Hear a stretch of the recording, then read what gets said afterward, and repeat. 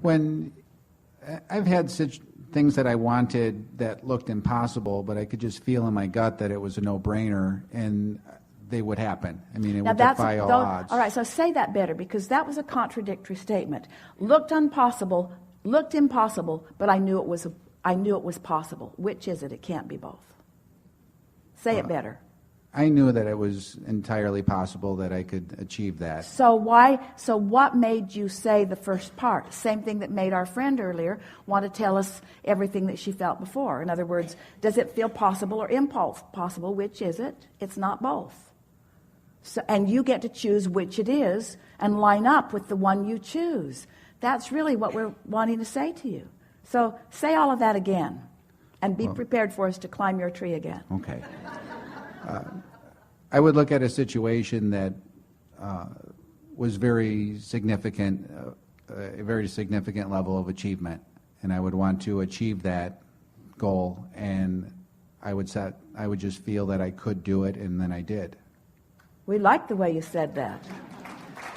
So from now on, those are the things that you want. That's what you want to practice. That's what you want to practice. So we're going to put that in Abraham terminology. I have some desires that haven't manifested. Human logic says if it hasn't manifested, it won't manifest. But I know better. I know that if this time-space reality has the wherewithal to inspire the desire within me, it has the wherewithal to deliver it in full fruition. That's the only thought you ever need to practice. If I want it, I can have it. If I want it, I can have it. If I want it, I can have it. Let's just take another step. If I want it, I can please myself with the wanting of it even before it manifests. Ooh, isn't that a nice thought? If I want it, I can take pleasure from the having of it even before I have it. Stay with us. This matters. If I want something and I don't have it yet, meaning everybody around me can't see me in the having of it, I can still have it in my mind. I can still take pleasure from the unfolding of it to the degree that the whole reason for the existence of the goal is to give me the life-giving moments along the way. And then not only do I have pleasure in the thinking about it, but I'm going to have pleasure in the manifestation of it. Can you see how this step 4 that we're talking about is, so I want this thing I want it. I'm asking for this thing I do not have.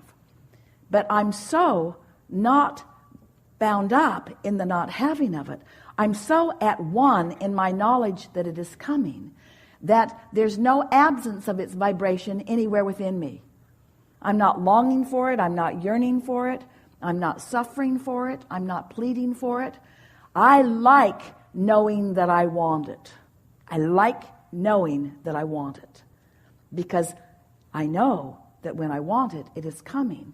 And therefore, whether it's here right now in full manifestation or whether I'm on the trail of it is the same for me. There's no absence of it in my vibration. Now I'm living happily ever after, and lots of good stuff's manifesting in my experience. The whole process of living happily ever after is to not spend an inordinate amount of time in step 1. Ask and get on with it. You let your parents train you in an inappropriate way. They made you suffer too much before they gave up the goods.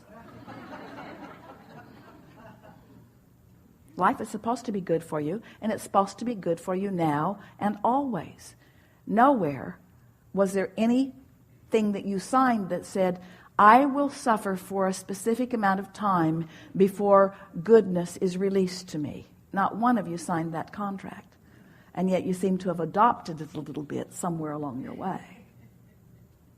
Did you get that? Really good. Did you get that? Yes. Enough? Yes, thank you. Really good.